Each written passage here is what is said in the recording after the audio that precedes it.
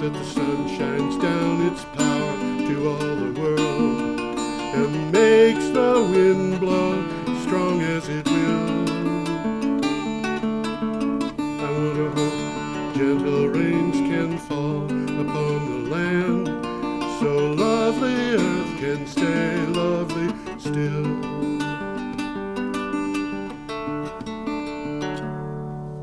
Hello, ladies and gentlemen. Welcome to Energy Week with George Harvey and the famous Tom Fennell. In the flesh. This is our show number 286. You know, last week I said it was 284. Yeah. And it's actually posted that way, and the one before is 283 posted that way. And I'm going to leave those because otherwise links might fail. But I had forgot to put into the count the show we did with Guy Payne. Okay. And BCTV is counting these things now, so I can look and see what it is. Oh, okay. You see. So this is the 286th episode, if you will, of Energy Week. And I should explain that to anybody who is new. I go to the internet every day and get news on energy and climate change, basically through a series of searches of sites such as BBC, CNN, Clean Technica, and then a series of searches of various things. And honestly, I don't know how many searches I do in the course of a day. As I'll mention later in this show, I do searches on images, but I also do searches on other things than renewable energy and nuclear power and things like that. But it's a lot of searches. I find articles, each one that I find that's interesting. I prepare a 50-word or so synopsis and a link to the original. I put 10 to 15 of these together every day for my blog, geoharvey.com, geoharvey.com. And at the site, you can find a calendar. If you're interested in an article that we talk about, you can click on the date. We'll try to keep you apprised of the dates of that these articles appeared on the blog, so you can go and read the article in full. Well, I'm going to put me up here a second. Good idea. So that they see what I look like. And I'm going to say I have to read these things certainly before we talk about them. But some of these are well worth reading. Yeah. And as I've mentioned before, we could devote a whole show to just one of these sometimes. Absolutely. So if I find something that's particularly compelling, and if I remember to say anything about it, I'll try and alert you guys that this is worth pursuing. Yeah. Okay, should we start? Yeah, I think we're starting on Thursday, October 4th. This show is recorded on Thursday, October 11th. So we start a week before. And our first item is from Inside Climate News, and there is a picture with this, isn't there? Yeah, let's get that picture up here. Get the picture up. Make sure I got the right mouse here. Should I read the title while you're doing that? You'll read the title. I'll read the title. Okay. Pairing wind and solar for 24-hour renewable energy. Interesting concept. Yeah. Invenergy is starting with a 175 megawatt wind farm. Within that, it plans to build a 150 megawatt solar farm. They will produce enough electricity together for about 175,000 homes. The wind and solar energy complement each other because they hit their peaks at different times. Well, this is the next logical development, I think. I mean, we've got large solar fields, or we've got large wind fields, and a lot of space in between. Yeah. And the owner of that space is looking for some ways to generate a little revenue out of it. This is only one. Yes. Another one's growing corn. Yes, absolutely. Or keeping bees. Or whatever. Yes. Yeah. And that picture is the Grand Ridge project in Illinois, which is a combination of solar and wind. This combination we've seen before a few times, and of course the other thing that happens is when you look at the peak and the demand, you realize that the peak from this place, the production of a place like this always falls below demand from time to time. But if you add a not terribly big battery, that will usually provide. Well, that's an ideal combination, really. Yeah, it is. Okay, move on. Let's see. You were going to read this, or did you read? Oh, I didn't read it. I don't know. Oh, yes, I did read it. You did read it. Yes, they hit Well, their peaks the at quick different times. takeaway here, and it's obvious: solar power is strongest when the sun is brightest. Right. Often in the middle of the day. Duh. Wind power is stronger at night in many areas of the U.S. And it seems like it's most strong just before dawn. Yeah, and also, the solar power is stronger during the summer than it is during the winter, obviously. Yeah. It happens that wind power is stronger during the winter rather than the summer. So that also works. So you're going to see various combinations of this as the owners of the land try to maximize their income from the land. Yeah, that's right. And it's just progress here. All of this is still quite new. It's all new. Okay, our next item is from Renew Economy. Australia installed solar capacity. Okay, I'll say this again. Australia's installed solar capacity to double to 18 gigawatts by 2020. Now that's significant. It is. Australia's installed capacity of solar power is expected to double to 18 gigawatts in the next 2 years, as a wave of new large-scale projects are completed and customers continue to turn to solar to reduce their electricity bills. One analyst expects up to 4 gigawatts installed this year. We've already had, close to 3 gigawatts installed in Australia this year. And this year. Just this year. And a lot of that is they're doing it with rooftop. almost no government support. Yeah. A lot of that is rooftop solar. Yep. And of course, the government, meanwhile, or at least the federal government, because the state governments are not really inclined to do this, the federal government is saying, no, we've got to subsidize coal. We've got to keep our coal plants going. We've got, in the Latrobe Valley, we've got this huge coal plant that's going to be 2.4 gigawatts. We can't close that down. Nothing will ever work after that. Well, economics will dictate. There's an interesting map here on this website. A picture of Australia. Yeah. And superimposed on the picture is the locations of most of the large solar installations. Right. And if you look at the map, they're all of them right around the East Coast. Yeah. From top to bottom. Yeah. And there's only one on the West Coast. It happens to be the biggest one in Australia. Yeah. But there's only one. But there's only one large city on the West Coast, too. And this isn't there. Most of the population in Australia is toward the east. The southeast, really. Yeah, but toward the mostly southeast, it's all on the east. Yeah. Yep. Okay.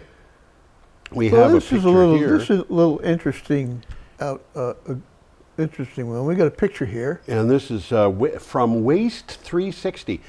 I love the names of some of these magazines. Waste 360. Well, there's a picture there of the Organic Valley complex. Yep. And if you buy organic food in any way, you know of these guys.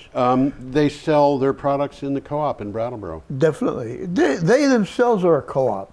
Yes, they are. And the members, of course, there's some of the Organic Valley members right here locally. You drive by, you see their sign. Yep. So Organic Valley to become 100% renewably powered by 2019. That's coming up, folks. It sure is. Organic Valley, a cooperative of organic farmers, announced the details of its community solar partnership. The project enables Organic Valley to share the benefits of solar energy with its rural neighbors. That's an interesting concept. And become the largest food company to be 100% renewably powered.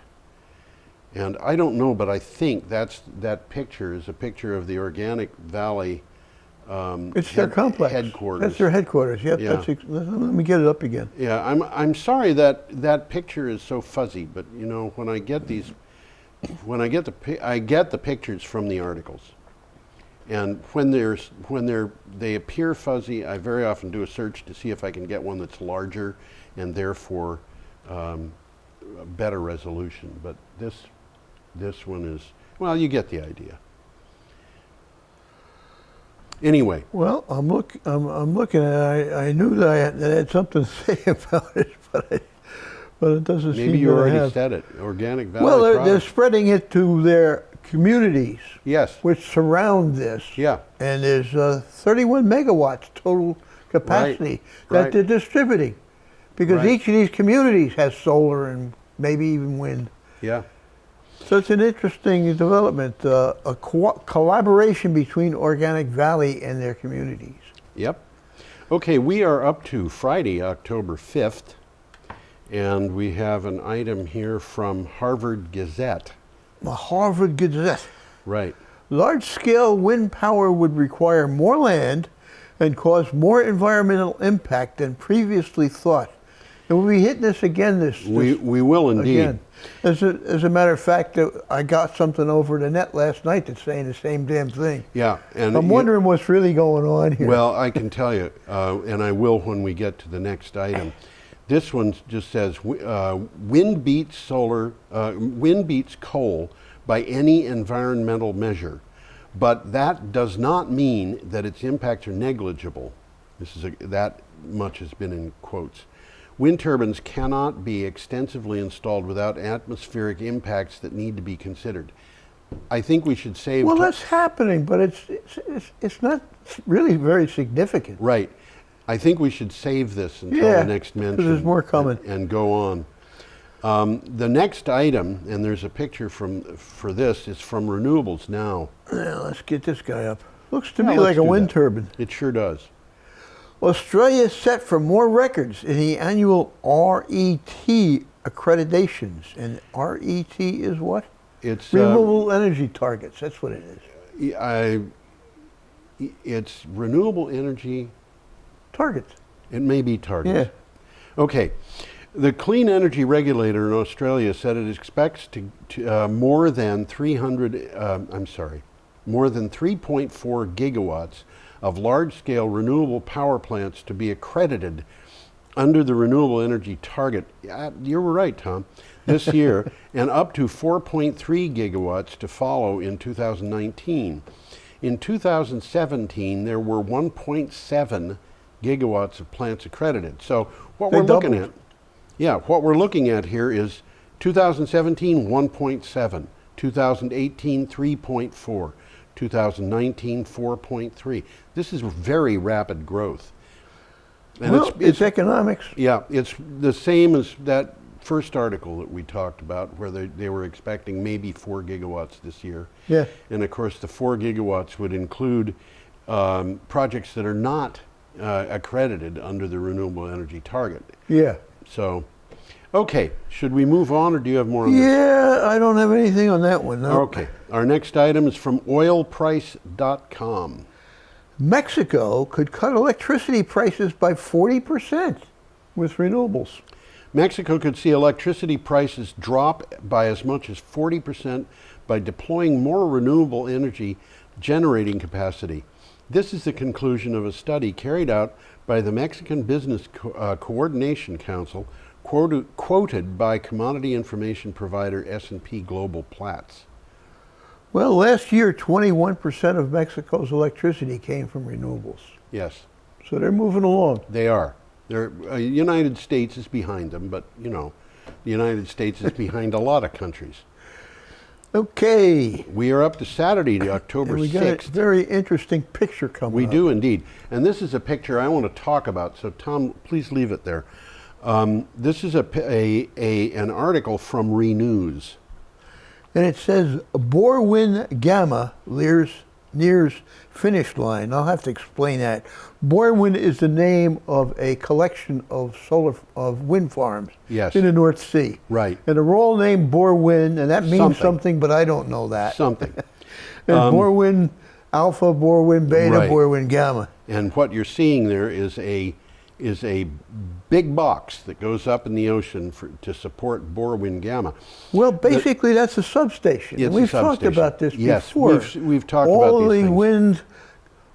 wind generators send their wind to this thing with a Yes. cable. Right. And then this thing sends all that accumulated energy to the mainland with a giant cable. Yep.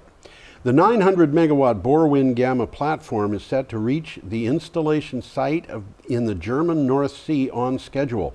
In early September, Dubai Shipyard Dry Docks World shipped out the 18,000 ton, that is metric tons, not American tons, topside that will be installed some 130 kilometers off the German coast in water depths of about 40 meters.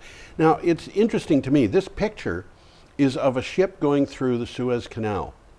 Yes. That big, it's a very specially equipped ship, too, as you can well, see. if you look at those things on the sides, I don't know what they are, Tom. Maybe you do. Some kind of outrigger to support that thing. It's bracing. Yeah. It looks like it's bracing to prevent that ship from being destroyed by the weight of that big thing, which is 18,000 metric tons.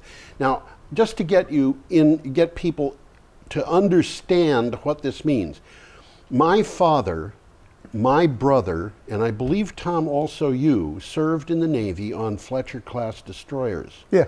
Okay. A Fletcher-class destroyer is 375 feet long, roughly. About that, yep. It's just shy of 40 feet wide. It has a complement of something like 325 officers and men, and it weighs, standard displacement is 2,000 tons. Now, that's not metric tons. This thing, which is metric tons, is 10 times that. So that is the equivalent of 10 Fletcher-class destroyers on top of that ship. That's a lot. As a matter of fact, the weight of this thing is, I think, probably in excess of the weight of the first American aircraft carrier. I wouldn't be surprised. By the way, in case you're wondering what this is or how it's going to work, they're going to tow this to the proper location in the North Sea. Right. And they're going to put it on a platform. Yeah. So it's not floating or anything like that. It's going to on be a sitting platform, and it's going to have to be lifted and put on the platform. And they're going to have some very large equipment doing that. Use big ships and big cranes. This is everything. There's a place on there for people to live. I mean, this is a small city. This is a small city. I have no idea what the crew of that thing is like, but if you look at the upper right-hand corner of it, you see what? A helipad. Yep, absolutely. It's got its own airport. Okay, so is there more on this, or do you? Well, it's 900 megawatts. 900 megawatts. Okay, so this box is half again the output of the old Vermont Yankee nuclear power plant. Yeah, about that. Yep. Yeah. Yep. And that was a fairly large power plant. Well, not the largest, not but the I mean, largest it was nuclear significant. plant. As plants go, it's big. As nuclear plants go, it's and the smaller. cable to the land will be plus or minus. It's a DC cable, so there's actually two cables. Yes. Plus or minus 320 kilovolts. That's a lot. When I was in the cable business, we were making, maximum was 138 kV. Yeah, well, these So things this is are 3 so times big. that.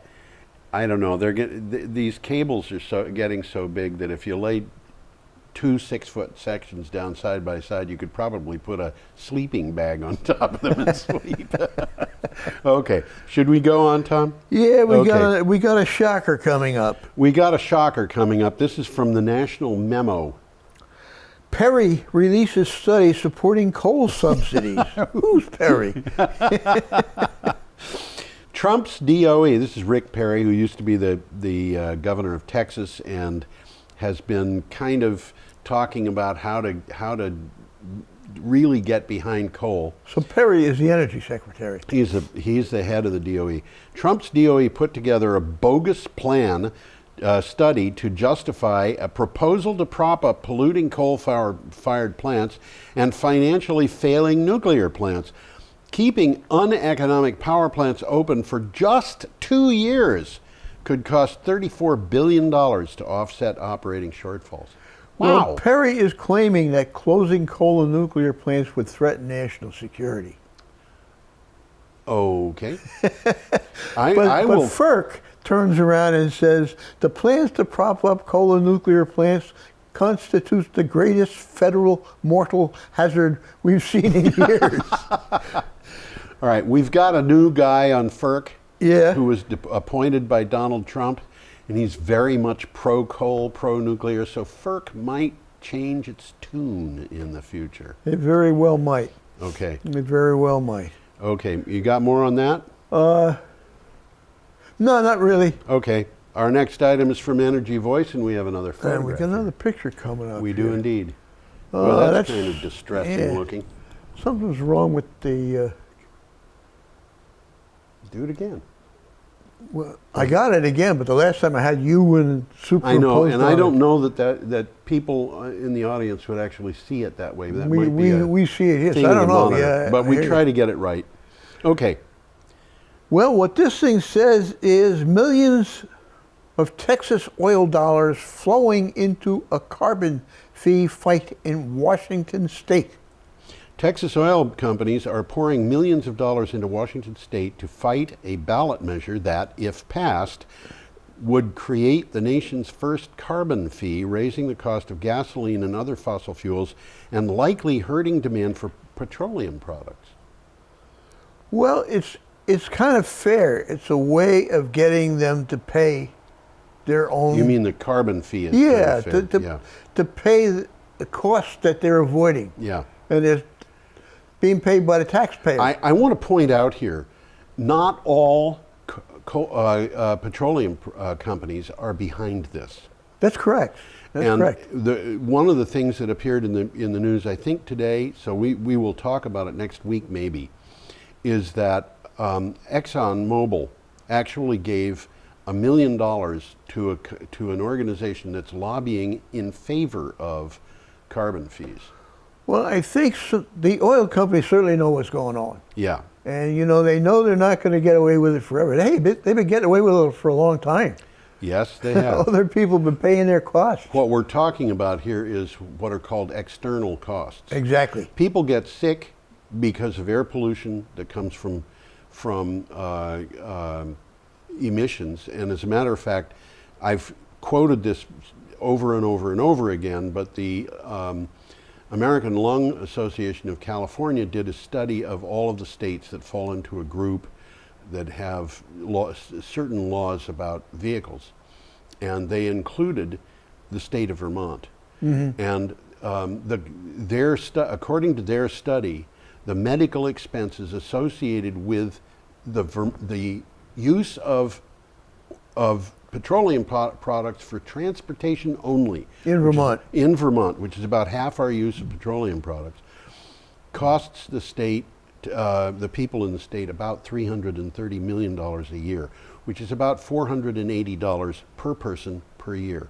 And that comes out of our taxes, and it comes out of our medical insurance, and it comes out of our pockets.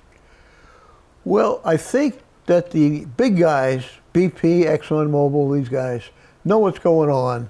They know this is inevitable. Yes. And what they're trying to do is prevent a patchwork developing with each state having its own. It would make sense. It would make sense to do it on a national level, they need but a we're national not going to program. have that happen while Donald Trump is in office and while Republicans are in controlling Congress. Well, the article says that Koch Industries recently contributed $300,000 to groups opposing the fee. Well, Koch Industries is controlled by a couple of people, David and Charles Koch, who are very combative. I would say that even they would probably admit that. They really get in up to their elbows. Well, they basically want no regulation, no taxes. Yeah, and Simple as that. they claim that it's for ideological reasons, but in fact, they're It's anti-socialist. pocketbook reasons, too. There's pocketbook reasons that would support this, and I kind of wonder what would happen if their ideology and their pocketbook were going in directions that they understood to be different.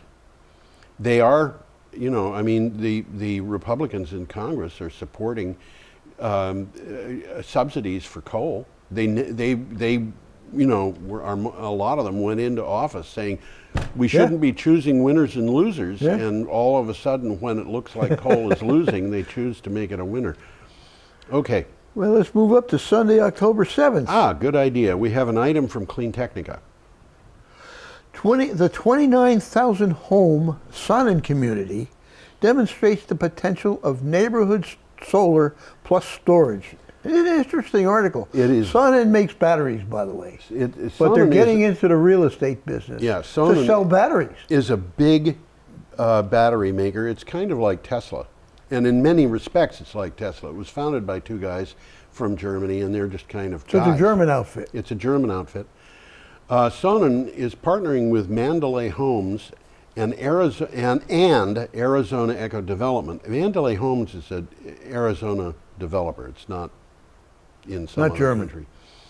On a disruptive new community in which a mind-boggling 2,900 homes will receive a Sonnen energy storage solution and a rooftop solar installation. So what's going on here is every house in this 2,900 development is generating power, and every storing power. house has a large storage battery. Yep. And they have developed some way of aggregating all of this power coming in and all of this storage and collecting it, and one computer program basically runs it all. Runs it all. This is brilliant. You know, I mean, they're way ahead of the game right here. if you think about this, this means that in a bad situation where things really fall apart, which does happen every once in a while, any given house, every given house in this development can operate on its own. Mm-hmm. However, as a group of 2,900 homes, they operate together. They can buy electricity as an aggregate from the grid. That's exactly what's which going on. means that because they're big, because they have this particular system, they can buy electricity very cheaply. They can provide electricity from their batteries to the grid. The grid is stabilized by this. This is very stabilizing. This is a win-win situation. Yeah. The article compared it to a hive of bees. Yes. Okay, should So we let's move along. We got continue? another picture coming up We here. do. We have a picture of a wind farm. That's just a generic picture of a wind farm. This is from looks Clean like Technica. corn's growing there, huh? It's a wind farm with corn. Yeah. This is from Clean Technica, and it refers back to that article that we had earlier. Well, this is what the one we're The going to. w- This is Sunday. Yeah. This is yes. the one we're going to talk about. Yes. Wind power does not cause global warming. Two And two Harvard researchers did not suggest that it does. The two Harvard researchers published a paper on wind power that was widely commented on. Many reporters interpreted the paper to say that the researchers had shown that wind turbines somehow cause climate change. That is not what the authors say, and it isn't what they implied. I don't know what's really going on here, but Well- people are pulling something out of here that they want to see in there that it isn't there. Yeah. I actually bought the article. Did you? Okay. I did, and I read the article. It's 17 pages long. If you want to buy it and read it, you can do that yourself. I would give yourself probably an hour or an hour and a half to read it. It's very, very dense. It's hard to read. It's called The Climate Impacts of Wind Power. Yeah, and it is an article in which I will say the authors made a serious error. But it's not an error in terms of science, it's an error in terms of writing. Okay. And the error is they talk about climate and they talk about climate change. But when they're talking about the climate of wind power, they're talking about the something. field that these wind turbines where are they sitting happen in. to be. Yeah, It's, exactly. it's a large area, but it's most closely analogous to a microclimate. It's not climate change, and they make it very clear. This when you have a wind turbine going, it churns the atmosphere around, which changes the nature of the climate immediately around it.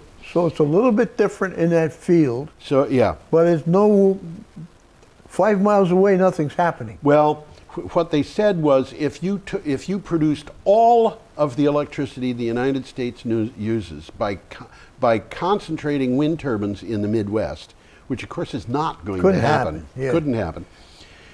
It would increase the average temperature of the entire continental United States by 0.24 degrees Celsius, which is about a half a degree Fahrenheit. Okay.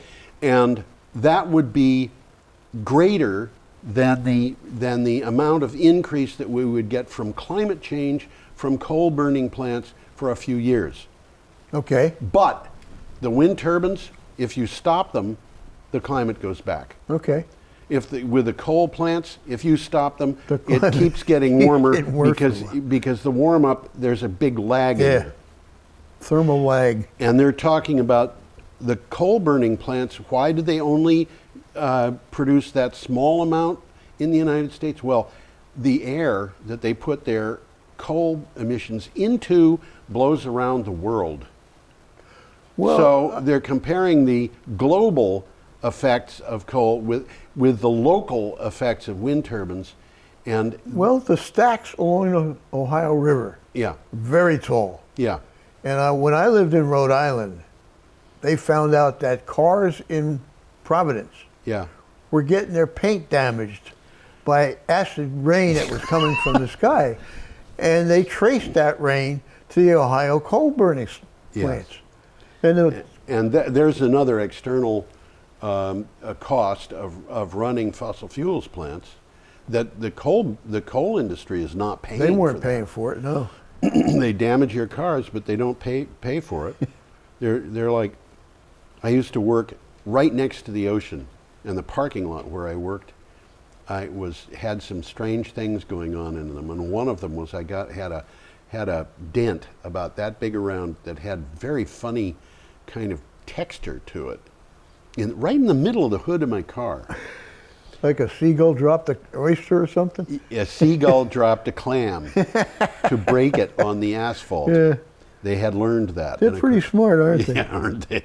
Well, the seagull didn't pay external costs either, but Well, we got to put a tax on seagulls. we sure do. Okay. Anyway, that article, in case anybody doesn't understand, is an article that I wrote. Okay. Oh, now interesting. we're up to. Or do you have more on that? No, that one's covered. Yes. Let's escape it. It's my article. Run away. Energy Digital is responsible for this next one. Yes, it is.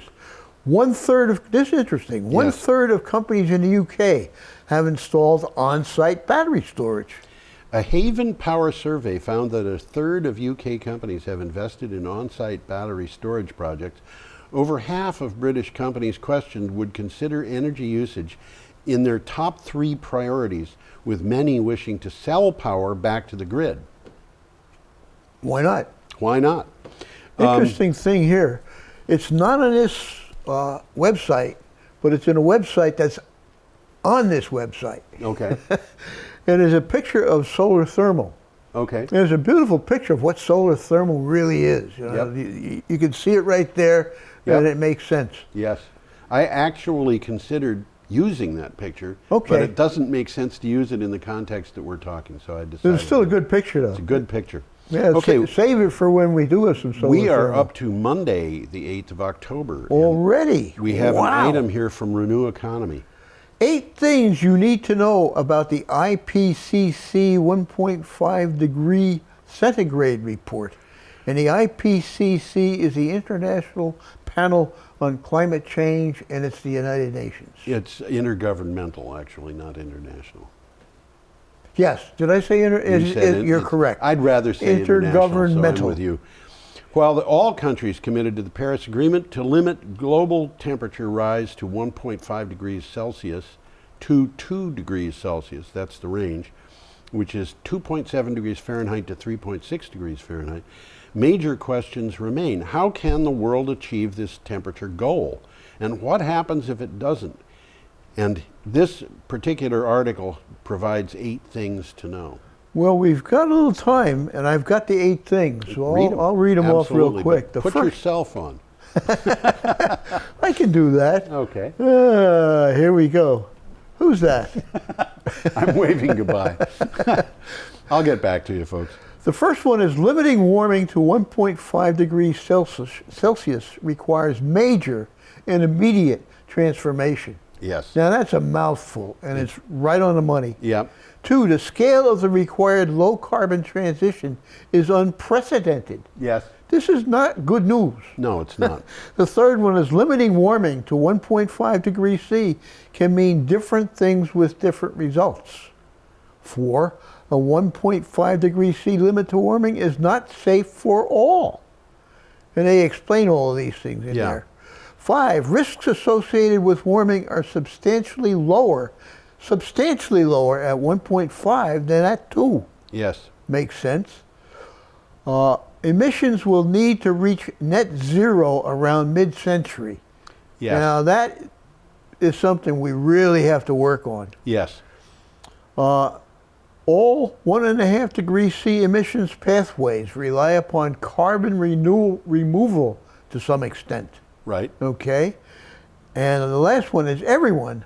Countries, cities, private sector, individuals would need to strengthen their action without delay.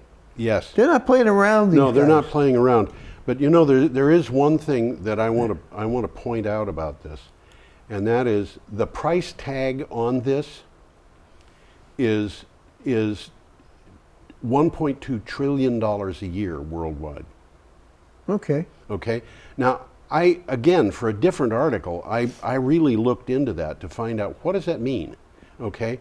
And what it means is that the countries of the world have to make a commitment that's about 50% of the commitment that they maintained during the Second World War as a function of their gross national products. Well, it doesn't seem too It horrible. doesn't seem too much, but you know what's really interesting about this is if you think about it, putting $1.2 trillion a year into dealing with climate change will produce $2.75 trillion a year reduction in health costs.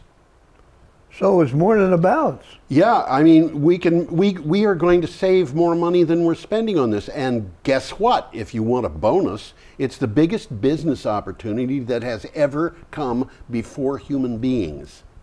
Well, somebody will figure that one out. Well, they've already started figuring it out.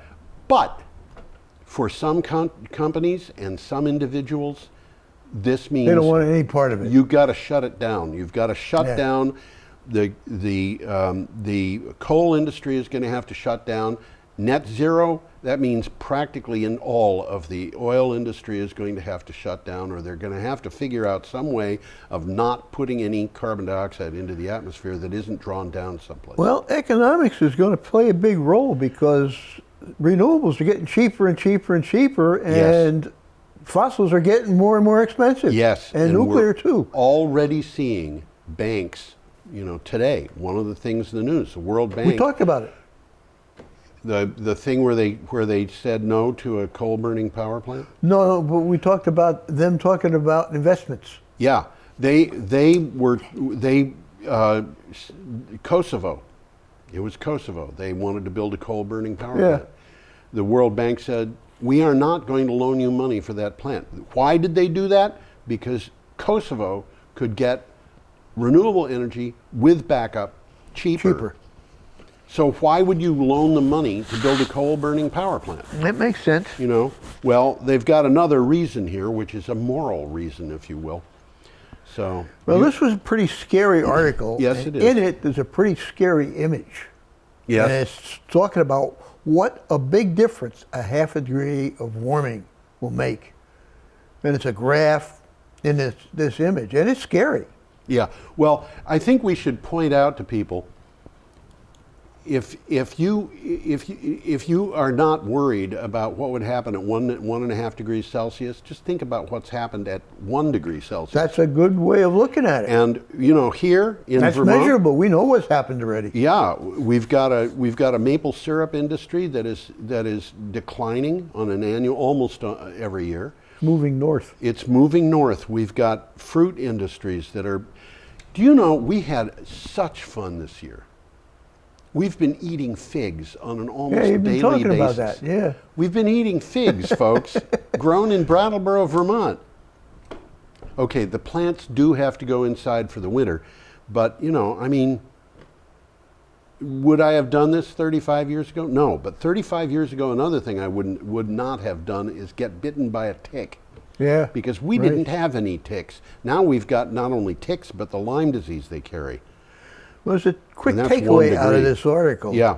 Limiting warming to 1.5 degrees C Yeah. while achieving sustainable development will be exceedingly difficult, if not impossible. I don't think so. I think that's absolutely wrong. Well, there's the second thing here is the world has the scientific understanding, Yes. the technological capacity, Yes. and the financial means. Yes. What we need is the political will. Well, I'll tell you what.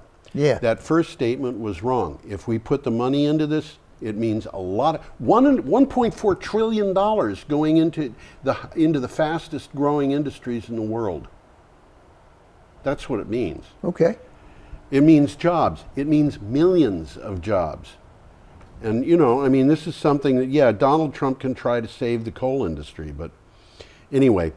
Okay, should we move on? Yeah, we got a picture coming up. Energy Digital we've got. Is that a picture? No, not for Energy Digital. No, that's the next one. No, that's... Oh, the next one coming up is Yahoo News, isn't it? I'm sorry, I was absolutely wrong. We've got a picture of Hana Lake, Pakistan. That's a lake, folks. Yeah, let's put it up so we can see what that lake looks like. What's going on. There it is, Hana Lake in Pakistan. Well, I looked into Hana Lake because I didn't think Pakistan even had any lakes. Yeah. And it's a 200-year-old flood control reservoir built by the British.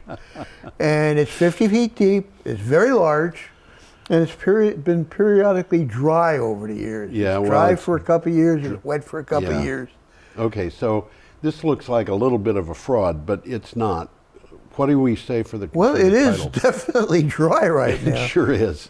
Climate crisis spurs UN call for a $2.4 trillion fossil fuel shift. The world must invest $1.2 trillion in clean energy every year through 2035 to cut the use of coal-fired power almost to nothing by 2050 to avoid catastrophic changes from climate change, according to scientists who convened by the United Nations Intergovernmental Panel on Climate Change. We've actually kind of gone into this already. Yeah. So. Well, there's a takeaway here. Yeah. It's very brash. The coal industry has no role in a climate stable world. Yeah, but they want to make sure they do. Well, there's money. Yeah, it's their money. The Earth is already almost 1 degree C hotter than it was at the start of the Industrial Revolution, and on track to rise 3 degrees by 2100. Okay. Is that the title of the next one? No, that's the takeaway from this article. Takeaway from this one. Well, the title of the next one is pretty close to that. It's pretty close, yeah. World, I'll read that one. That's coming up next. World to install over 1 trillion watts of clean energy by 2023. That's a 1 followed by 12 zeros, folks. Well, a watt doesn't do very much, although these little computers I use, it'll drive 2 computers. That's cool. Yeah. This is from Bloomberg Quint. The world could install over 1,000 gigawatts of renewable power. I changed the trillion watts to 1,000 gigawatts. More than the EU's entire generating capacity over the next 5 years. One scenario the International Energy Agency has in its latest annual report on renewables forecasts up to an extra 1.3 trillion terawatts rather, by 2023. And the reason I changed that from watts or terawatts to gigawatts, so it's 1,000 gigawatts, is that you can think of a tolerably, a kind of average-sized nuclear power plant as being about a gigawatt. The old Vermont Yankee plant was about 60% of that, yeah. but you know, if that's what you want, it's a new nuclear power plant, or it's maybe 3 big coal-fired plants. So it would be, that's 1,000 big power plants or 3,000 coal power plants, and guess what? A lot of that is going to be people putting a solar panel or 2 on their roof. Well, it's happened big time in Australia already. Yeah. It's going to start happening here because the prices are there. And we're seeing the incentive is there, and the price is going to continue going down. I would think, because we're on a learning curve in that technology, and that's what happens when you're on learning curves. It's extremely predictable. And the same thing's happening with batteries. Yeah, absolutely. And with wind turbines. It's slower with the wind turbines, but with batteries, it's just a screeching decline in costs. And, you know, if we've got banks saying the cost of these things is below the cost of fossil fuels today, just imagine what's going to happen a year from now. If you want to invest in an oil-powered or gas-powered or coal-powered power plant, you've got to show that plant is going to be making money 5 years from now. And that might be hard to show. It's going to be harder and harder to show. I'm reminded of that plant in Belgium that closed down after a year and a half we talked about. And one that in Britain that they're not going to build. Yeah. Okay, Tuesday, October 9th, we are up to, and we got another picture a very here. interesting picture here. This is kind of funny. Tom and I are laughing about this picture of a smokestack because... From the article. It's from the article. You know, as I said, I do Google searches. In this particular case, the photograph in the article was pretty low resolution. I wanted higher resolution, so I did a Google search on it to see if I could get a sharper image. And the Google search came back with what it calls a guess. And it does a guess. Google does a guess when it can't find a reliable description of what this is. And what do you suppose it was? I want everybody out there to think, what is this a picture of? What did Google guess this was a picture of? And Tom knows. Google said it's a picture of Donald Trump. Today, it says... Now that was a machine saying that. It was a machine. Today it says this is a picture of I think it said smoke or a smokestack. I looked again today. Looks like a smokestack to me. It looks like a smokestack. But that smoke coming out of it has a shape that reminded Google of Donald Trump's head. Anyway, this came from CNN. UN climate change report contrasts with a recent EPA policy change.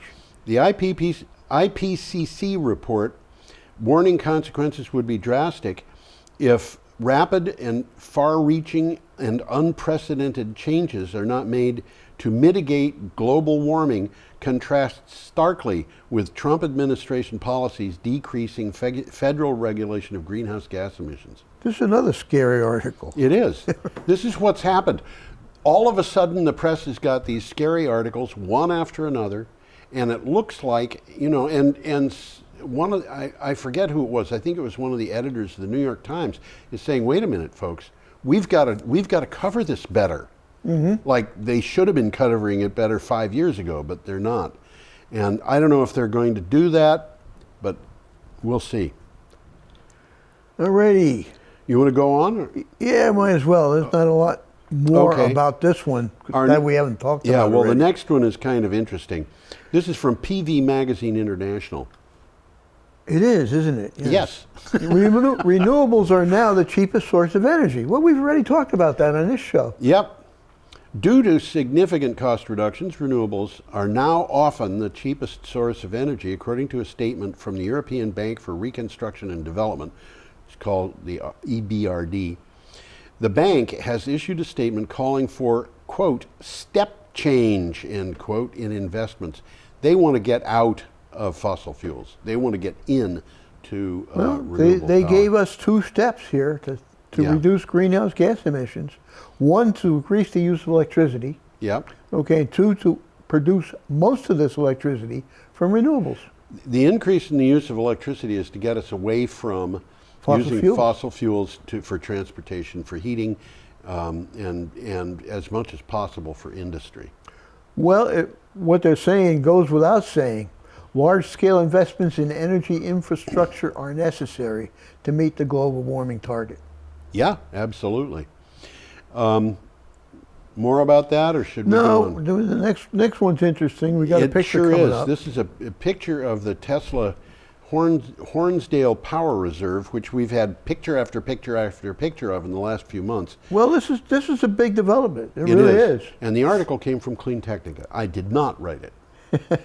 Tesla's battery in South Australia breaks stranglehold of natural gas industry. This is a stranglehold in Australia. Yes. It's been going on for a long time. Long time. The 129, and that's what we mean when we talk about disruption. And I'll explain that. The 129 kilowatt hour Tesla power pack installation in South Australia is already having a strong impact on the region's electricity market, saving grid operator Neoen and customers an estimated $25 million, which is a third of its purchase price. It's actually more than a third in its first year. What has happened in the past is that these markets have been reliant on peaking plants. Exactly. You're And- taking the word. This is the backstory here. They have a maximum price for power, It's very high. $14,000 per megawatt hour. That's $14 a kilowatt hour. Yeah, $14 Versus like per 15 kilowatt cents. hour. Yeah. You know, I mean, this is usually when power goes on the grid at wholesale prices, it goes on for, in Australia, maybe $80. They have a dollar that's worth about $0.75 US. But $14,000 is the maximum because these peaking plants come on whenever the coal burning plants historically would not make enough power and there was the demand.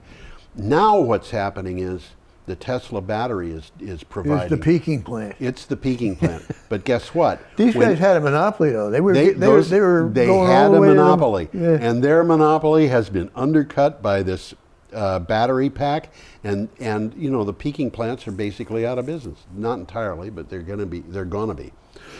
And the effect of that is the people who own the Tesla Hornsdale Power Reserve, which is Neoen, I believe, are making money, but the customers at the same time are saving money. And the people who are out in the cold are people who have been running an extremely profitable monopoly for years and years and years. Yeah. So, and the I'm Australians sure have there's been politics behind that. Oh one. yeah, the Australians have been saying, why are the power prices so high? Yep. Well, part This of it is one is of the because reasons. they've got this monopoly. Okay, A couple of quick takeaways from this article. This Yep. one, I never heard this one before, but it makes sense. The electrical grid is the most complex machine humans have ever built. I don't believe it. And then the other one is Tesla's grid controller, which is the software that operates this. Yeah. Okay. It pushes its power pack battery technology to the next level by adding another layer of intelligence that Yeah. allows it to act as the brain for the entire grid. Yep. Okay, we are up to October 10th, which is Wednesday. That's Wednesday, folks. And we've got an item here from the Australian Financial Review. There is only one energy future, firmed renewables. Now, what does firmed mean? Well, the article that I got up didn't explain that. Well, actually, if you look closely, okay, even if we put climate change imperative to one side, we would still have a profound energy transition. The cheapest and cleanest technology for replacing old electric power plants is renewable energy, even when it is coupled with the necessary firming technologies. Firming technologies, pumped storage, batteries. It's storage, basically it's storage. Basically, that's what it is. It is the technologies that are required to even out those loads so that you always have power. This website must have changed between the time you read it and the time I read it. Why? What it said when I read it was totally different. Really? Yeah. Okay. But this is what it said. I'll read it. It's just Yeah. only three sentences. Over time, Australia's huge renewable resources, low energy costs will again become a competitive advantage for Australian businesses. Yep. Australia is in the deep throes of the most severe energy crisis in living memory. Prices have skyrocketed in recent years and are continuing to go up in spite of claims from the Liberal government that they have solved the energy crisis and prices are coming down. And we should That point may out, be true, but it's not what we're Yeah. talking about here. We should point out again, because we always do, that the Liberal government in Australia Is a conservative is government. what we would call a conservative government. I took this thing that I read from farther down in the article. Aha. So, Okay. because I I knew didn't that- have any farther down in there. Oh, you didn't? No, a very short article. They may have truncated it. They may have. This is Yeah. the Australian Financial Review. Yeah, they they may have probably only had it up for one day, Yeah. and then said we're going to truncate this. Well, the whole article was just what I just read. Oh, okay. Okay. They truncated it. Yeah. See, this is one of the problems that I've got with getting these articles and putting them up. They change They on you. change. Yeah. And the Brattleboro Reformer is one of the organizations that do that. They will put up an article, and then a week later, you can only get it if you're a subscriber. Here, I think the Australian Financial Review is putting up an article so that you can see it on the first day. Yep. And then after that, you can only see the lead-in, which is the Yeah, teaser. that's I'll have to note that so I stop using them. Okay, our next item is from BBC. man. We got a picture coming This up. is a fun picture. This is Although a it's picture of the future. a picture of the future. It doesn't look. It looks a little vaguely scary to me. Come on, you. Okay, there we go. There you go. What do you got for a title? I got to look it up. You want me to read it? I've got it. I got it now. Okay. Why you have probably already bought your last car. You may be scoffing in disbelief at the article's title, but bear with me. A growing number of tech analysts are predicting that in under 20 years we will have stopped owning cars, and the internal combustion engine will have been consigned to the dustbin of history. This is what Tony Seba was talking about. We talked about that maybe a year ago, when he said, you know, we're heading into this enormous change that is going to be happening in the next 5 years. Well, this is an interesting thing happens to me. While I am reading this article, Yeah, okay, I'm listening to Vermont Public Radio. yeah, And Vermont Public Radio between 9 and 10 in the morning Yeah. plays the BBC News. yes. And this is from the BBC. So what I'm reading, I'm I'm hearing the exact same thing on the radio. Okay. That picture is a picture of a self-driving Yeah, taxi. let's get the picture up again. And the idea here is they've got these self-driving vehicles to a point where they know that they know what the safety measures are. And these things are significantly safer than cars that are driven by human beings. They are. Yeah, Yeah. they're like one. They have all have sorts like of sensors. less Yeah. than 20% the likelihood of getting into an accident. And what they're saying is these things can be powered by electricity. They will plug themselves into, you know, depending upon the design. And what happens is that these things can just be on the streets all the time. And so you say, I want a taxi, and a minute later it shows up at your door, and you tell it where you want to go, and it'll may pick up other passengers or not, but it will take you where you want to go. Well, And the it's article cheaper spends a than lot owning of car. time saying that, folks, this is what's coming. Yeah, No matter what you may feel about it now, this is what's coming. That's And it's right. coming quicker than you want to. yes. Okay, our last article is from Science Trends. Diverse forests. This is an interesting article. It is too. an interesting article. Diverse forests can absorb more carbon than single species forests. A study comparing forests was published in the journal Science. Its authors estimate that every additional species of tree found in a science, for every species, there is an additional 6% increase in carbon storage up to a tree stand of 20 different species. And this That's very interesting, yeah, really. this is the difference between monocropping trees and having diversity. You don't see that much around here, but you go down to South Carolina and stuff like that, there's great stands of nothing but pine trees. I remember when I was in college, and you know, we're talking 50 years ago, reading an article about forests in Sweden. And these forests had been cut down completely and then replanted as a crop, forest crop.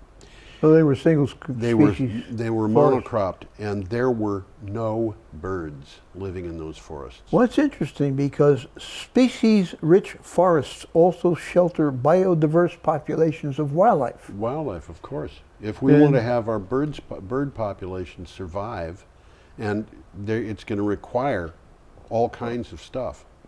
A diverse forest. A diverse forest. But this is an interesting takeaway. Current forests around the world are able to absorb 1/4 of human carbon emissions. That's it. 1/4. That's the existing forest. That's a good figure to know. Yeah. Okay. So Well, that's all we got here, guys. I guess that's all we've got. And what we'll do is we'll say goodbye. We hope you come back next time. 43 seconds left. Have a grand week. I put this thing up that says have a perfectly lovely week at the very end. Uh-huh. And I hope you all do. Bye-bye. Adios.